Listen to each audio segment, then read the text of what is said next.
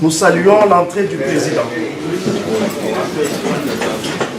Réunis en assemblée générale extraordinaire ce lundi 14 juillet 2025, les membres de la Fondation katongaise ont élu à l'unanimité ou presque l'honorable Mbanga Mokose Dieudonné à la tête de la structure. Actuel président de la communauté Bouloubaï Boukata, il entame un mandat de 2 ans après une période de transition de 12 mois, largement saluée pour sa gestion efficace et rigoureuse. Sur les 37 délégués représentant les différentes communautés membres de la Fondation, 35 ont voté en sa faveur, un seul s'est exprimé contre et une abstention a été enregistrée. Ces votes quasi unanimes témoignent de l'adhésion massive à la vision de leadership apportée par Mbanga Mokose et de la confiance placée en lui pour conduire les destinées de cette structure fédératrice. Dans une allocution ferme et engagée, le nouveau président n'a pas mâché ses mots. Il a dénoncé avec vigueur le pillage systématique des ressources naturelles du Katanga, la spoliation organisée de la Gécamine ainsi que les dérives dans les secteurs de la sous-traitance, pointant notamment du doigt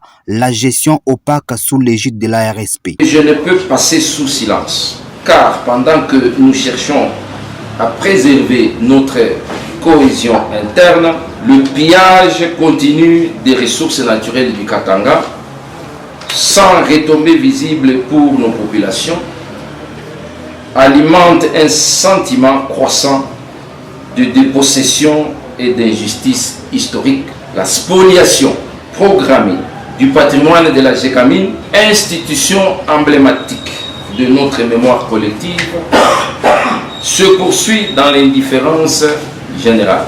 Mbanga Mokose a également attiré l'attention sur les discours empreints de haine tribale qui gagnent du terrain dans l'espace public katangais, appelant les Katangais à une vigilance collective pour préserver l'unité katangaise. Il a demandé aux Katangais d'être unis. Il a en outre soulevé des sérieux indices de détournement des fonds publics et critiqué l'opacité persistante dans l'attribution des marchés publics, plaidant pour un changement radical dans la gouvernance économique et communautaire. Une haine tribale rampante que nous avions cru vaincue refait surface dans certains discours et pratiques institutionnelles menaçant gravement le vivre ensemble national.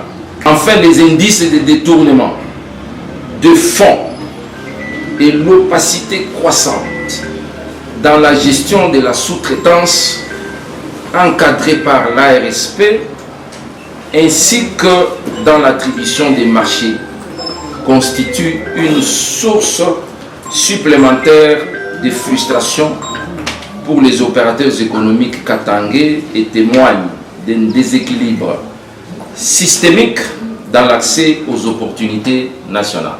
Son discours a été vivement applaudi. Tour à tour, les présidents des communautés membres se sont levés pour lui adresser des félicitations chaleureuses, saluant un mandat placé sous les signes de la transparence, de la justice et du sursaut katangais.